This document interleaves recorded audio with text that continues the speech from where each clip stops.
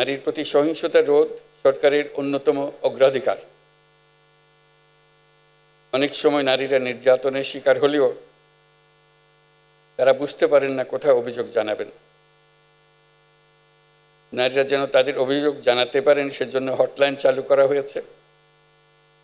আইনি সহায়তা প্রদানের জন্য আমরা পারিবারিক সহিংসতা আইন 2010 হালনাগাদ করার উদ্যোগ নিয়েছি। যৌন হয়রানি প্রতিরোধ ও সুরক্ষা আইন প্রণয়নের কাজেও আমরা হাত দিয়েছি। আমরা একটি নারী বিষয়ক সংস্কার কমিশন করেছি, যারা তাদের সুপারিশগুলো শিগগিরই দেবেন।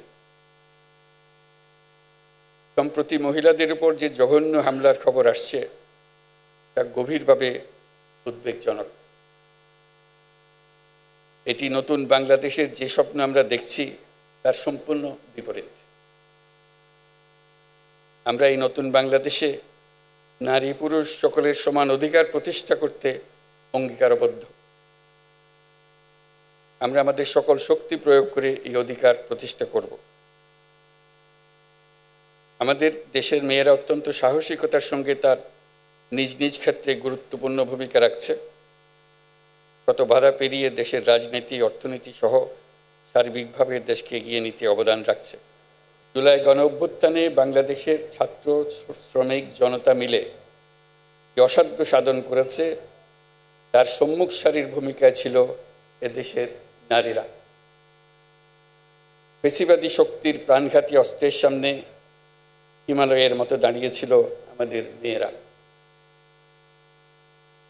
আজকের দিনে স্মরণ করি সেই সব শহীদ নারীদের যারা জুলাই গণ অভ্যুত্থানে সর্বোচ্চ আত্মত্যাগ করেছেন। শ্রদ্ধা জানাই জুলাই আহত নারী যোদ্ধাদের। দোয়া করি তারা যেন দ্রুত স্বাভাবিক সুস্থ জীবনে ফিরে আসতে পারেন। গণ অভ্যুত্থানের সম্মুখ সারিতে থাকলেও আমাদের সমাজে এখনো অনেক ক্ষেত্রেই নারীরা পিছিয়ে আছে। নারীদের অর্থনৈতিক ক্ষমতায়নে সরকার সবসময় সচেষ্ট।